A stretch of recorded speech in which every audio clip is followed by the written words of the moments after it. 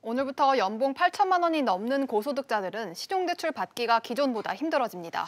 1억 원 넘는 신용대출을 받아놓고 집을 사는 등 목적과 달리 사용하면 대출금을 회수당하는 규제도 오늘부터 적용됩니다.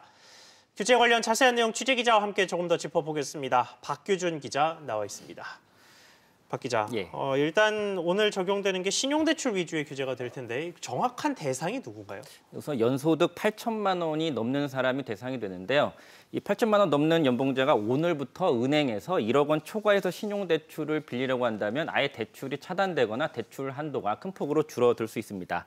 이 연소득 대비 1년에 갚아야 되는 원리금 상환의 DSL이라고 하는데 이 DSL 수치가 비율이 40%를 초과하면 대출이 차단되는 규제가 바로 오늘부터 은행 창구에서 시행이 되기 때문인데요.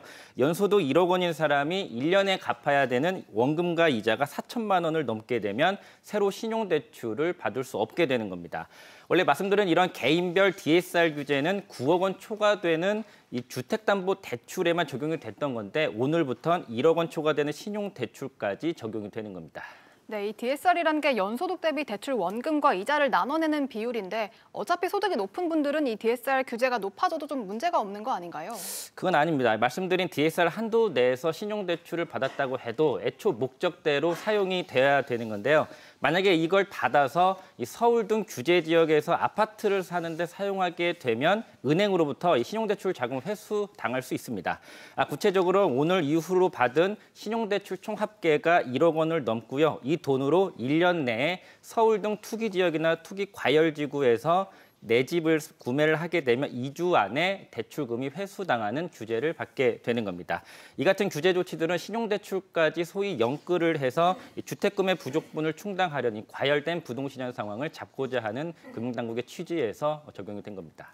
네, 그럼 오늘 이전에 대출 받은 부분도 회수 대상이 되나요? 새롭게 받은 신용대출만 회수가 되는 건데요. 만약 기존에 8천만 원 신용대출을 받은 사람이 오늘 이후로 3천만 원 신용대출을 받고요. 1년도 안 돼서 서울에서 아파트를 산다고 하면 추가로 받은 3천만 원만 회수 대상이 되는 겁니다.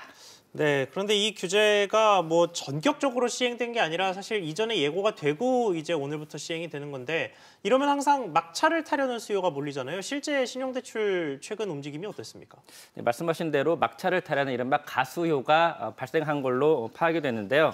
이 한도를 받아놓고 필요할 때만 대출을 일으키는 이른바 마이너스 통장 계좌 개설 숫자가 말 그대로 폭증했습니다. 예. 금융당국이 신용대출 규제를 도입한다 이걸 13일 날 규제를 예고했는데 13일 전과 이후를 비교를 하면 3배 이상 보시는 것처럼 신규 마이너스 통장 개설 계좌가 급증했습니다.